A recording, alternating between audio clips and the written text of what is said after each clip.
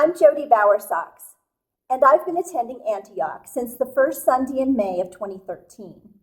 On that first day, Pastor Jade called for a time of healing prayer, and I went forward to pray for my son Tracy, who has cystic fibrosis. Everyone who was in attendance that day prayed for him.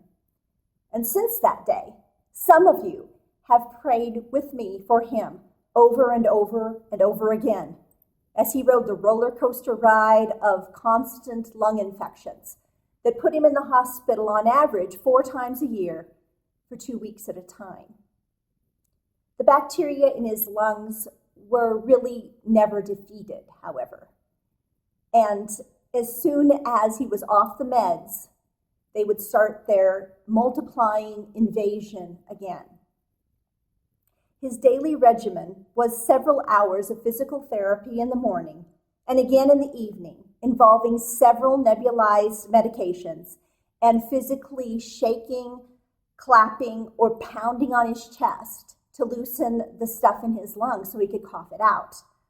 If he missed even one treatment, he paid for it.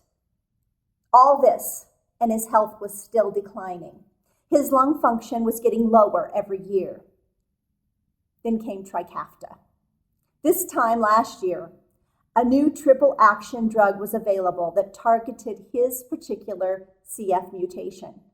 And within a week, he said he could feel the difference.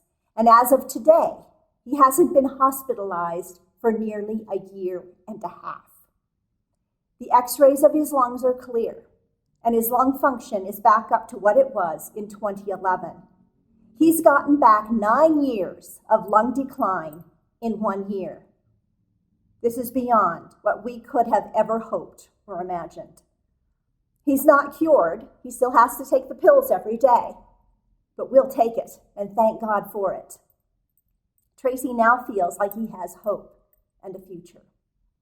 I had somebody tell me once that people don't consider scientific and medical breakthroughs as coming from God, but I do, especially when this mom prayed for a miracle by any means for 28 years. One of my favorite songs right now says, "I called and you answered, and you came to my rescue." It wasn't a swift rescue that intervened before any fear or tears or trauma or drama. Tracy almost missed his own wedding, but it was a rescue nonetheless. He's still in the cystic fibrosis boat, but that leaky boat has had its holes patched up. Because Tracy's big fight was always against invading bacteria of various kinds, I claimed Numbers 10:9 as I prayed for him. When you go into battle in your own land against an enemy who is oppressing you, sound a blast on the trumpets. Then you'll be remembered by the Lord your God and rescued from your enemies. I've parked myself next to this Lion of Judah painting for a reason. I want you to see him running to you for your rescue, whatever that may be, and our rescue from the virus that plagues us all. And yeah, I'm going to blow the trumpet.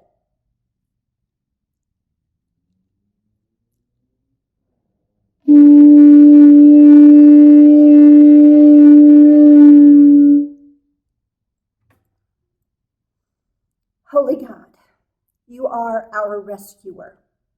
You bring us back from the edge of death, from the edge of financial ruin, from the edge of mental torment and spiritual waywardness. You give us new life, new hope, and new purpose. We stand expectantly, waiting for you to intervene in all the ways that we need intervention, and we give you all the glory. Even if the miracle that we receive looks as if it came from the mind and industry of man, we acknowledge that all good things come from your hand. Amen. Thank you, Antioch, for interceding with me over the last 7+ years. My joy and my victory is yours.